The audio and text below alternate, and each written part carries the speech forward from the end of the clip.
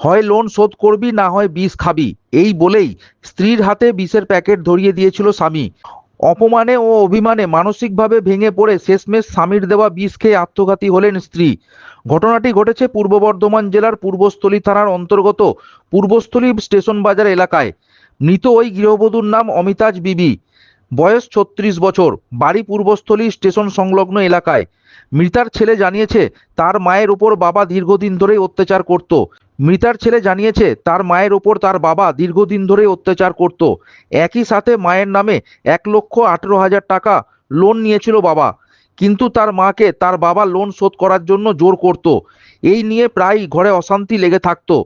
তার মা হাসপাতালে চিকিৎসাধীন থাকা অবস্থায় তাকে জানিয়েছিল যে তার বাবাই নাকি বিষের প্যাকেট তার মায়ের হাতে ধরিয়ে দিয়েছিল, আর মাকে বলেছিল লোন শোধ কর না হলে বিষ খা। এরপরেই অপমানে মা বিষ খেয়ে আত্মঘাতী হয়। রবিবার দুপুরে বিষ খেয়ে নেন তার মা।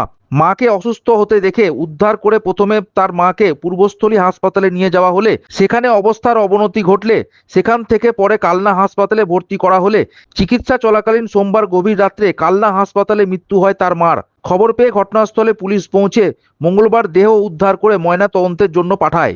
কারণ হচ্ছে 1,00,000 টাকা লোন নেওয়া ছিল, আর এক জায়গায় 18,000 টাকা ছিল।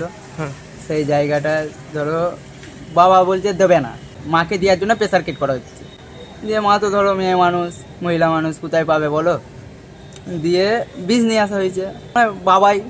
দিয়ে খেয়ে বাবা বলছে যে হয় তুই লোন শোধ কর, কিস্তির পয়সা কোথায় পাবি না পাবি তুই বুঝে নে, জানি না আমি, না বিষ খেয়ে মর। বিষ খেয়ে মরলেও তো টাকা মুকুব হয়ে যাবে, কিন্তু রাত্রে খাইনি, তারপরের দিন সকালে দুপুরবেলায় খাইছি। বিষ খেয়েছে রবিবার, এর কারণে অতিরিক্ত প্রেসার করতো, চাপ দিত, নিয়ে প্রচুর ঝামেলা হয়েছে, প্রচুর থানা কেস, প্রচুর কিছু করা হয়েছে। ওই যে শুনেছে কিনা মারা গিয়েছে, হসপিটালে ছিল, শুনেছে কিনা মারা গিয়েছে, পালিয়েছে, আর এখানে নেই। মায়ের কাছ থেকে তো জানতে পারলাম। আমার নাম মহিবুল বিশ্বাস। আমাদের ভাগ্নে জামাই খুব অত্যাচার করতো। এর আগে আমি 3বার থানায় থেকে ছাড়িয়ে নিয়ে গেছি, পুলিশই মারধর করেছিল, তাও ওকে 3বার করে ছেড়ে নিয়ে গেছে। গ্রামে হয়তো 6-7 বার মীমাংসা করে পাঠিয়েছে, ঠিক আছে। আবার থানা থেকেও 3-4 বার মীমাংসা করা হয়েছে। রবিবারে ওর একটা লোন নেওয়া ছিল 1,00,000 টাকা, যেটা আমরা শুনেছি ওনার ছেলের মুখ থেকে বা ওদের মুখ থেকে, হয় লোন পরিশোধ করতে হবে। এবার মহিলা মানুষ, ছেলেরা তখন রোজগার করতে শিখিনি, ছেলেরা তো ছোট ছোট, বলি যে হয় তোর বাবার বাড়ি থেকে টাকা নিয়ে, আর বাবার কোথায় পাবে, গরিব মানুষ।